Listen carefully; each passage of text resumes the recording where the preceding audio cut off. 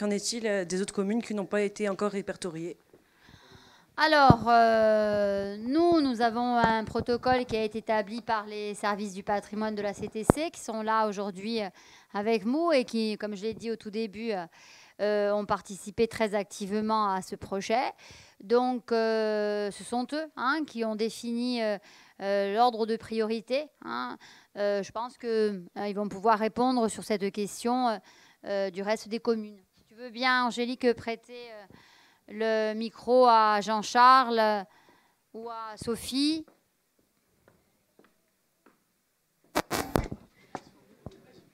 Alors, Sophie Cueil. Oui, bonjour. En fait, le reste des communes a été en grande partie inventorié par le service de l'inventaire qui existe tout de même depuis des années. Ces communes sont lisibles sur les bases Mérimée et Palissy pour nombre d'entre elles. D'autres sont encore dans les boîtes et un jour seront versées. Mais ce qui manque finalement pour l'inventaire de la Corse, hormis ces villages qui ont fait l'objet du travail des étudiants, dont certains vous ont présenté quelques exemples aujourd'hui, ce sont les villes. Et l'inventaire régional va entreprendre la vaste étude des villes de la Corse dans les années à venir, je l'espère.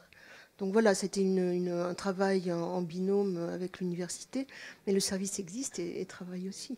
À travers une base de données comme la M3C, une médiathèque, comment, outre on peut avoir accès à l'ensemble des données qui ont été rentrées, très bien, mais comment aussi tout public ou tout usager peut avoir à un moment donné une vision globale de l'ensemble du patrimoine, parce que on ne peut pas penser processus de patrimonialisation et on ne peut pas penser patrimoine si on n'a pas une conscience globale de l'ensemble, si on reste dans une conscience fragmentaire. Donc à nous ensuite d'imaginer une façon un peu scénographique de rentrer dans ce patrimoine et d'en proposer des parcours thématiques qui permettent d'avoir une lecture plus générale, plus globale, plus en profondeur et un petit peu moins donc morcelée, fragmentée. Mais dans la base Mérimée, vous avez un aperçu, mais évidemment commune par commune. En fait, il y a plusieurs niveaux dans l'approche de l'inventaire. Il y a la première approche qui est l'approche cantonale, puisque c'est ainsi que le territoire a été défini dans les premières enquêtes de l'inventaire, ça remonte en 1964, qui ne sont plus aujourd'hui tout à fait pertinents dans la mesure où, surtout en Corse et même dans d'autres régions du continent, on fonctionne par aire d'études ou par région. Et avec les montagnes et le système géographique de la Corse, c'est tout à fait pertinent. Mais il ne faut pas oublier qu'au-delà de ces études communales, cantonales, qui sont donc locales, il peut y avoir par la suite une synthèse de tous ces éléments. Et c'est ce qui est le plus difficile à faire finalement. Et nous espérons dans les années à venir, avec l'université et le service, arriver à couvrir tout le territoire afin d'en tirer vraiment des conclusions qui seront utiles pour la connaissance de la Corse, mais aussi qui pourront être juxtaposées à d'autres villes et villages de la Méditerranée, du continent. C'est ce qui sera intéressant par la suite. Je profite du micro qui est tout près, je vous remercie, je le saisis, pour m'intéresser au processus de formation, plus qu'au résultat. En tout cas, au résultat du processus de formation. Nous avons assisté l'an dernier à l'inauguration de cette formation. Et je dois dire que la première impression de profane est que ces jeunes gens ont beaucoup appris. Et me semble-t-il, bien appris. Alors, je m'aventure peut-être dans un domaine que je ne connais pas du tout, mais jusque dans l'émotivité qui a étreint par moments certains des exposants, je crois qu'il y avait la marque d'une formation accomplie. Donc, je crois qu'il faudrait en remercier tous les acteurs de tous côtés dans cette belle entreprise, d'une part. Et puisque j'ai le micro, je voudrais poser deux questions. L'une concerne la différence entre les maisons, je crois, repérées et étudiées.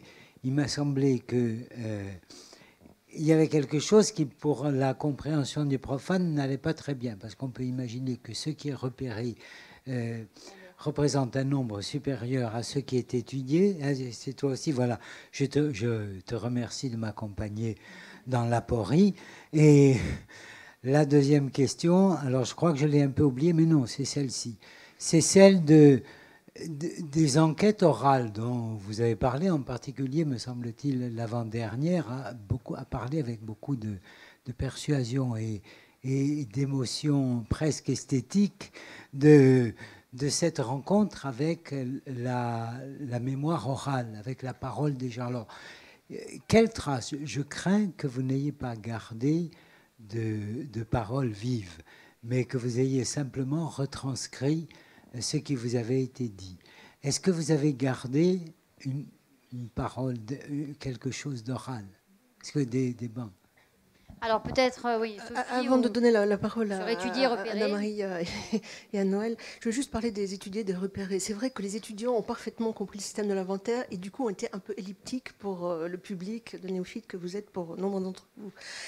En fait, il est évident qu'on parcourt tout le territoire et que du coup, on repère un ensemble d'objets, on va dire, architecture ou objets, ce qui n'a pas été fait par les étudiants, mais qui sera peut-être fait par la suite, et que dans ce corpus général, on va identifier des éléments qui sont soit caractéristiques, soit exceptionnels, ce qui donne effectivement les bâtiments étudiés. C'est un système d'inventaire classique.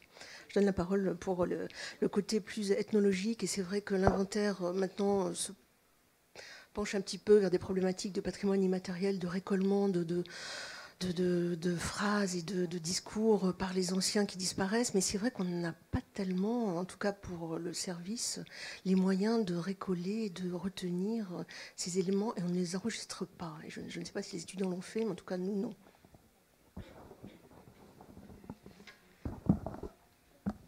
Alors bon, je vais vous répondre. Vous parlez du binôme des deux sourds ou les autres. Je ne sais pas si j'ai entendu un petit commentaire là derrière. Nous, on l'a fait. Non, la difficulté à un certain moment de les enregistrer vient du côté, je dirais, protocole, le respect au niveau juridique. C'est-à-dire quand on est à la maison, en situation de terrain avec la personne qui a 90 ans, lui dire « Ou aspitade, da virma qued e pas l'università, cholada ». Non, la personne se ferme. Donc c'est vrai que la difficulté vient de là. Et que l'enregistrer, comment dire, de manière sauvage est bien plus facile. Certes, mais on ne peut pas s'en servir. Donc effectivement, il y a eu des fois... Bon, ça s'est fait entre nous, hein. Devant la personne. Hein. Jamais de la vie on les a enregistrés en cachette, mais nous avons effectivement des enregistrements dont nous ne nous servirons pas, car ils ne sont pas légaux pour certains. Cependant, c'est vrai que personnellement... Et nous avons beaucoup de prises de notes, par contre. Parce que certaines fois, ça s'est fait même des rencontres dans la rue. Rencontre ma chi fate qui fem l'inventario du patrimonio belit saga qui s'est dandate et ils nous ont baladé un peu dans tout le village. Ça s'est fait un peu même de rencontres non officielles, quoi. Quelqu'un d'autre du DU veut peut-être intervenir? Juste une petite précision sur cet effet de juridisme, hein, parce qu'ils ont visiblement une maladie qui s'appelle le juridisme, une maladie qu'ils ont attrapée à l'université, les pauvres, hein. Donc ils l'avaient pas au départ. Ceci dit, il y a une confusion chez les étudiants qui n'a pas été levée, comme quoi la formation n'est pas si bonne que ça. Lorsqu'on fait des enquêtes sur le terrain, il y a effectivement cette partie enquête qu'on peut tout à fait utiliser dans le cadre de recherche. Ce qui ne vous est pas autorisé de faire, c'est d'en faire usage à titre de diffusion et de diffusion collective. Voilà.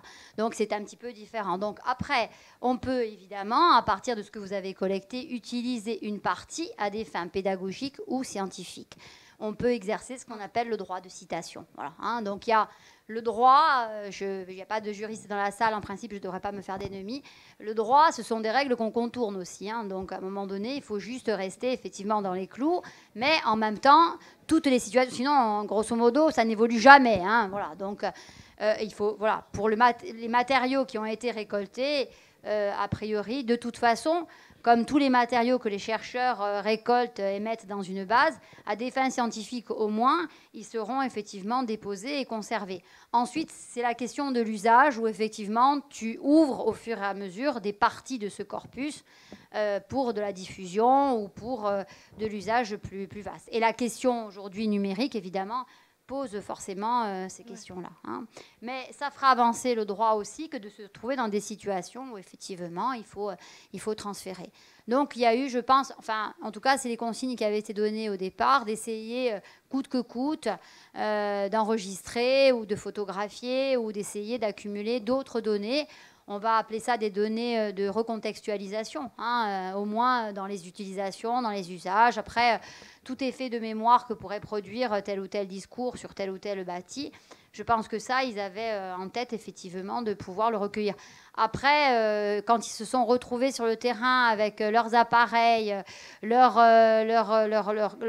fallait prendre des photos, il fallait faire des croquis, il fallait remplir des fiches. Je crois qu'ils avaient les mains un peu occupées. Et du coup, ils ont eu un peu de mal à tout faire, quoi, je pense. Hein.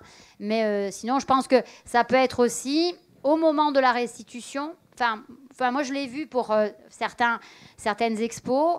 On l'a vu sur Porto Vecchio quand on a travaillé sur l'expo sur Porto Vecchio d'Andre.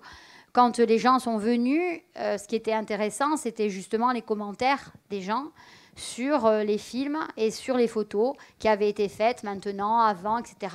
Où du coup, ils accompagnaient. Voilà. Donc je pense que le support expo sera aussi une occasion de parole et de revenir peut-être sur ce qui a été dit et de pouvoir effectivement enregistrer.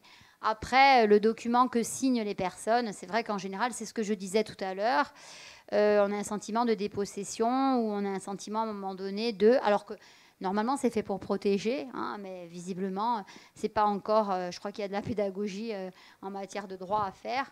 Oui, après, à l'oral, Marie-Paul, tu as raison, ça c'est pour les fiches. Après, à l'oral, rien n'empêche effectivement de respecter les accents toniques. Mais là, en l'occurrence... Pour l'accent tonique que tu as noté, je pense que c'était plus de l'émotion que du non-respect, puisque la personne est originaire d'eux. Mais visiblement, je pense que parfois, d'être originaire de la commune dont on fait l'inventaire, c'est un désavantage quand on doit la présenter à l'oral. Voilà, il y a plus de difficultés à je dirais, maîtriser l'émotion, je pense. Voilà, hein. Mais tu as raison, sur les toponymes, faites un effort de corsophonie. Quand vous aurez à commenter l'expo, on vous attendra aussi au tournant. Hein. Les jeunes, si vous voulez intervenir aussi de votre côté pour compléter. Je ne sais pas si vous aviez eu l'occasion les autres fois de voir les autres. Parce qu'en fait, ils passent tout seuls en général. Voilà. Donc, ils ne se voient pas les uns les autres. Donc, c'est bien. Hein, je pense que c'est bien aussi que vous voyez. Peut-être que la prochaine séance de restitution, on fera peut-être en sorte que ceux qui sont passés restent. Parce que si on vous fait rester avant de passer, vous n'allez rien écouter parce que vous êtes stressé par les 10 minutes que vous aurez à faire. Mais par contre, au fur et à mesure que vous passez, peut-être vous pourrez rester et voir ce que font les autres. Parce que c'est vrai aussi que finalement, vous n'avez pas eu trop l'occasion d'échanger effectivement entre vous parce que vous êtes chacun sur votre terrain. Moi, il me semble important, dans un premier temps, que les étudiants puissent montrer aux gens leur patrimoine. Voilà. Parce que même pour chacun d'entre nous, même si on connaît plus ou moins notre commune, notre canton, moi, je suis toujours assez étonnée de ce que je vois. Parce que la réalité, je dirais, et le poids de l'impact de l'image est quand même relativement important. Et je le vois quand je montre le travail à d'autres, effectivement, la prise de conscience que ça génère. Hein. Donc, je pense qu'il y a une première... Pour essayer de faire lever un peu la patte, on va dire, il y a une première gestion de ça. Hein, c'est-à-dire qu'il faut faire connaître, ça c'est sûr. Hein. Et après, je pense qu'effectivement, à partir de là, il y a des idées qui naîtront, parce que je vois, c'est certain que ça fait son chemin. Et effectivement, il faut un petit temps de maturation. Mais je pense que ça peut donner quelque chose d'intéressant. Et le rendez-vous est pris après pour... animer effectivement dès la rentrée des journées de ce type. Mais il faut absolument qu'à ce moment-là, d'autres acteurs, qui sont des acteurs socio-économiques, soient associés, parce que je pense que c'est important et ça peut donner aussi du sens à certaines activités. Je pense que c'est important. En tout cas, merci à tous. Je voudrais quand même, parce qu'ils sont arrivés après et je n'ai pas pu les citer, leur dire merci, parce que je crois que les étudiants, Jean-Charles Tchavati et Pierre-Jean Camboga, ceux qui sont là aujourd'hui avec nous, je crois que les étudiants ont été largement accompagnés par eux et ils ont largement contribué très fortement et à la motivation des étudiants et à leur formation et à leur accompagnement sur le terrain. En tout cas, sur l'expérience de collaboration pédagogique entre la CTC et l'université, concrètement sur le terrain, je pense qu'on peut dire que ça s'est bien passé. Voilà. Merci à tous en tout cas.